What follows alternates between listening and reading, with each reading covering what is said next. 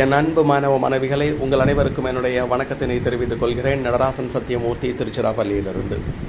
18ஆம் தேதி அன்னைக்கு செவ்வாய்க்கிழமை உங்களுக்கு பயாலஜி எக்ஸாமினேஷன். எல்லோரும் சூப்பராக படிச்சிருப்பீங்க. இந்த 2 நாள், அதாவது இன்றைக்கும் நாளைக்கும் எப்படி ரிவைஸ் பண்ணணும் அதுக்கான ஒரு ஷெட்யூல் கொடுத்துருக்கேன். அதை ஃபாலோ பண்ணிக்கோங்க. இன்றைக்கி சண்டே 11 AM to 12 noon, மத்தியானம் 11லேருந்து 12 மணி வரையும் பாட்டனி 1 மார்க் கொஷின் ஆன்சர்ஸை பார்த்துக்கோங்க. எல்லாம் புக் பேக். 12:15லேருந்து 2 மணி வரையும் பாட்னி 2 மார்க் கொஷின் ஆன்சர்ஸை படிச்சுக்கோங்க.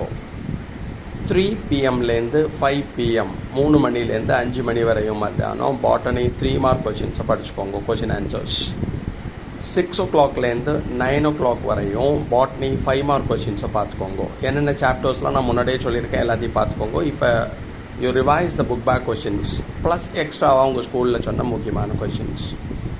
9:15 PMலேருந்து 10:15 PM zoology 1 mark, biology zoology 1 mark question ஆன்சர்ஸை பார்த்துக்கோங்க. அப்புறம் மண்டே இன்னைக்கு 17/3/2025 நாளைக்கு ராத்திரி நீங்கள் இன்றைக்கி என்ன பண்ணுறீர்கள், 10:15 தூங்கிடுறீங்க.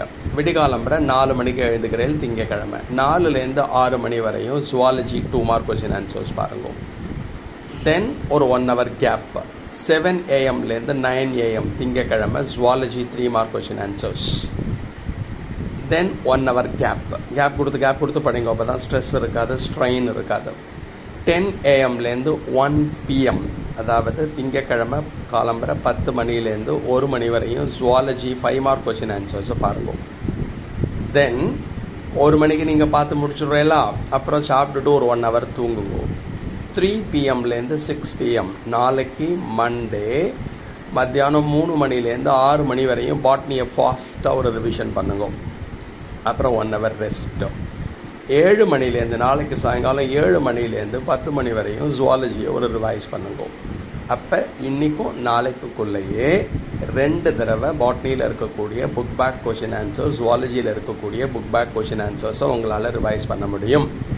அதை தவிர சில முக்கியமான கொஷின்ஸ்லாம் உங்கள் ஸ்கூலில் சொல்லியிருப்பா. என்னென்ன சாப்டர் இம்பார்ட்டன்ட், எதெல்லாம் இம்பார்ட்டன்ட் கொஷின்னு உங்கள் டீச்சர் சொல்லியிருப்பா. ஸ்கூலில் உங்களுக்கு என்ன டீச்சர் சொல்லியிருக்காலோ அதை ஃபாலோ பண்ணி நீங்கள் பண்ணுங்க. பயாலஜி எக்ஸாமினேஷன் செவ்வாய்க்கிழமை அன்றைக்கி ரொம்ப ஈஸியாக இருக்கும். நீ என்ன படிச்சிருக்கியோ அதுதான் எக்ஸாமினேஷனில் வரும். கவலையே படாத, எல்லா குழந்தைகளுமே ஃபுல் மார்க் வாங்க முடியும். So prepare well for the examination. 2 நாள், இன்றைக்கி மத்தியானம் 11 மணிலேருந்து ஆரம்பித்து நாளைக்கு ராத்திரி 10 மணி வரையும் எப்படி படிக்கணுங்கிறதுக்கான ஒரு ஷெட்யூலை கொடுத்துருக்கேன். இந்த ஷெட்யூலை ஃபாலோ பண்ணுங்க. Best wishes for you all. God bless you all. Thank you very much. Have a great day. Centum வாங்கணும்னு ஆசைப்படுற குழந்தையெல்லாம் பயாலஜி பாட்னி, பயாலஜி ஜுவாலஜி புக்கை கம்ப்ளீட்டாக தரவு பண்ணியிருக்கணும். அப்போ தான் சென்டம் வாங்க முடியும்.